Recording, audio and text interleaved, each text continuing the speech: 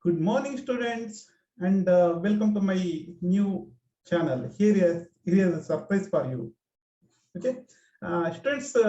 From today, I will start with infectious diseases of heart. First, we will begin with pericarditis. So, without wasting time, so I will share PPT for you people. Pericarditis. Yeah, here it is. Okay, hope all of you can see this slides. Let's begin about the topic pericarditis. All of you know, carditis means infection of heart. So peri means surrounding, okay, or pericardium. Okay, pericarditis means simply a infection of pericardium or inflammation of pericardium. Okay, let's jump into the definition. Pericarditis is a acute or chronic inflammatory process of the visceral or parietal pericardium. Okay, so now you should be thinking regarding what is pericardium. Okay, so pericardium is a superficial enclosure of the heart in the mediastinum. Okay, which avoids friction between the external pericardium and heart itself. So that is visceral pericardium. Okay, so that is filled with a small amount of fluid which avoids friction while heart is contracting and relaxing. Okay, so that is the pericardium. So infection of that pericardium is called pericarditis. Okay, here you can see in a picture. So where there is a cursor, so you can see the external whitish covering is called pericardium. The within that covering there is a small amount of fluid which is normal pericardium. Okay, when the fluid becomes excessive due to any sort of infection or inflammation and fluid accumulates there, so that causes a lot of pressure so within that space, so which ultimately compresses the heart and creates a lot of friction as well. So that itself leads to various clinical manifestations, complications. So let's see what are all those things. Okay,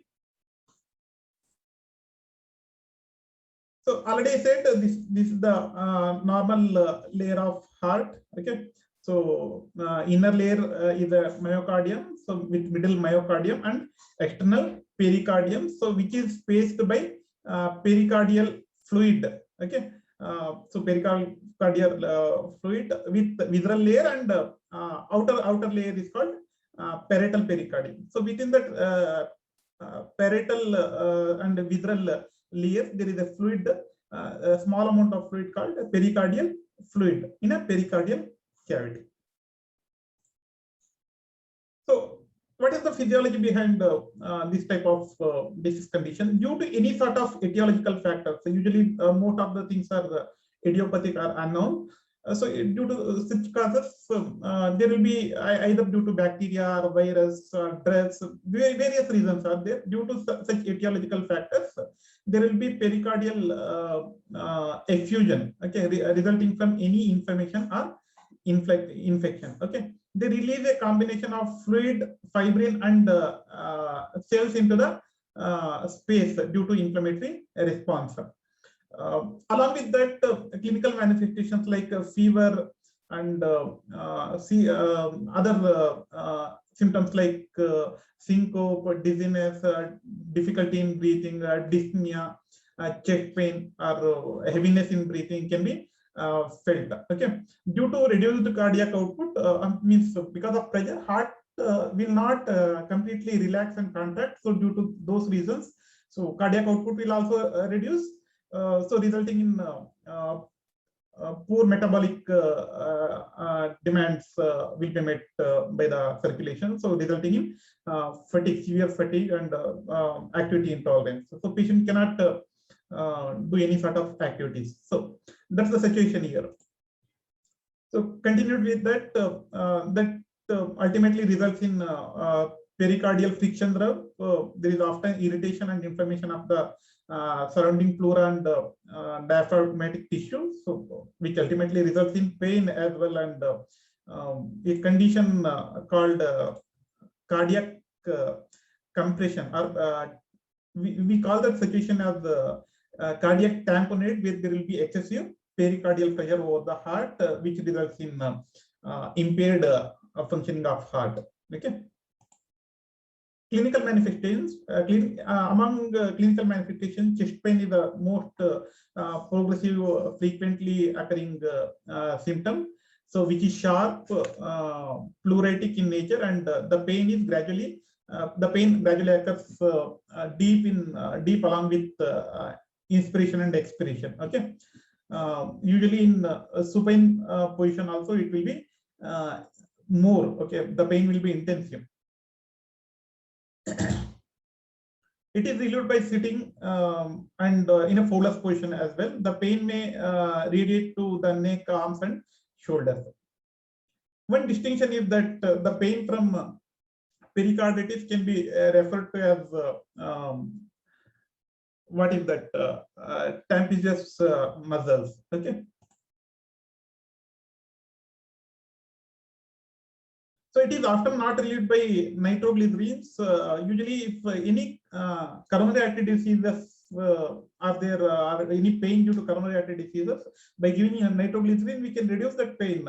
Usually, that reduce the symptoms. But here, because the coronary arteries are not involved in this, this won't be relieved by giving nitroglycerin. So it's a peculiar thing. Even the extent of effect of morphine also is very low. Okay, the pain usually occurs from 4 to 48 hours before any rub sounds are heard. Like in auscultations, we can hear grinding sound or friction sounds of that pericardium. Okay, so that is called pericardial.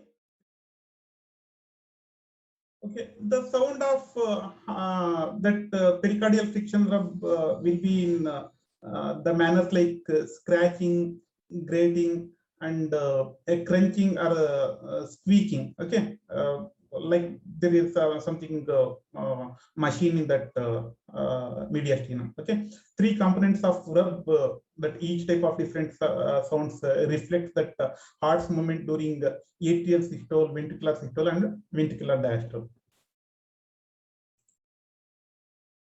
So other symptoms include fever, dyspnea, and tachypnea.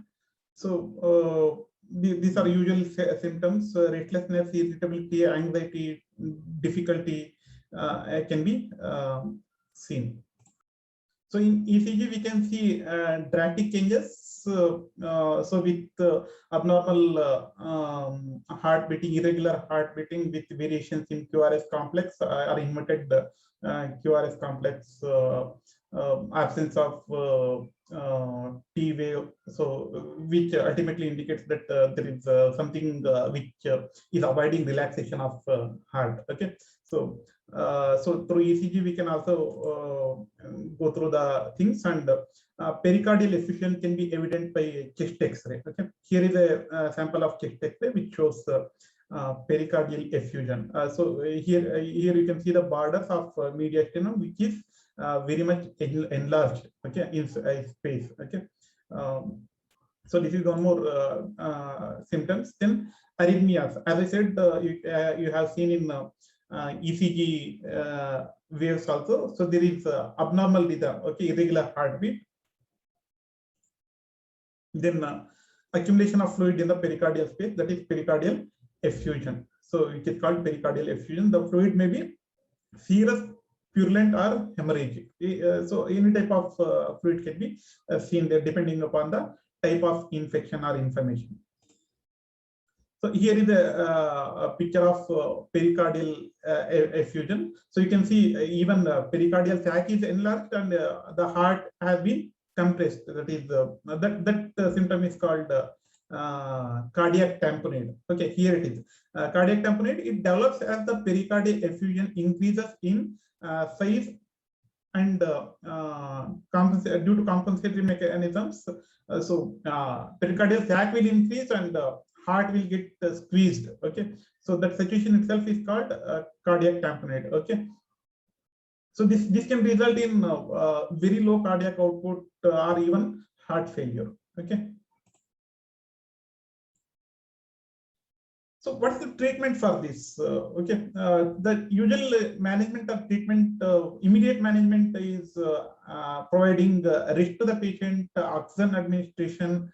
So along with those interventions, we will routinely monitor vitals to observe patients' hemodynamic conditions. Okay, if the patient is bit hemodynamically stable, so then we will look after the other aspects like pain management or treating the underlying disease conditions. So the primary management is to avoid any further complications such as heart failure or heart attacks or shock. Okay. After that, to relieve the pain, we will give usually NSAIDs, non-steroidal anti-inflammatory drugs aspirin. So usually we can aspirin, we can give 2 to 5 grams. If we are giving lesser dosage, we can give 2 times a day. Other anti-inflammatory medicines like ibuprofen, then narcotics. Okay, such medications can be given. So this ibuprofen usually relieves that inflammation, sort of infection or inflammatory response. Okay. So these are all the management. In this slide, there is nothing much about nursing management, but nurse's role is also important here. Recognizing appropriate signs of cardiac tamponade, okay, which will be very important, because when patient comes early at the early stage of the this condition, there won't be any serious condition like cardiac tamponade. So, but even during treatment, also patient can develop excessive accumulation of fluid, and which may result in cardiac tamponade and ultimately causing patients death. To avoid such things, so patients should be carefully observed, and cardiac monitors can be kept, regular blood pressures can be monitored, and heart sounds should be ausculted in frequent intervals. Okay, and other things like imagine there is a small amount of cardiac tamponade or pericardial effusion. So we can do the procedures like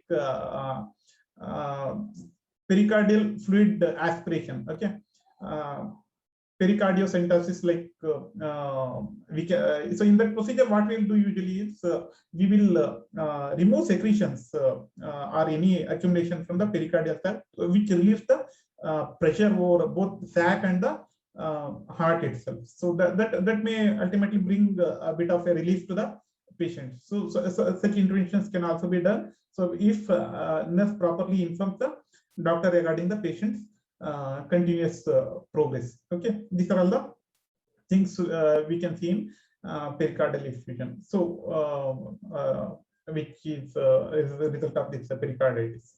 So I think hope you are understood. And if you want to write some sort of nursing diagnosis, you can write the nursing diagnosis related to respiratory distress, impaired gas exchange, oxygen administration, or keeping the patient calm and in a Fowler's or sitting positions, so that he can breathe easily, so that his metabolic demands will be reduced to some extent. Giving adequate bed rest is very important in such conditions. So such things can be planned in your nursing diagnosis or nursing interventions, or giving health education regarding management of the treatment regimen. Okay, so coping with that conditions, so till they recover. Okay, these are the things.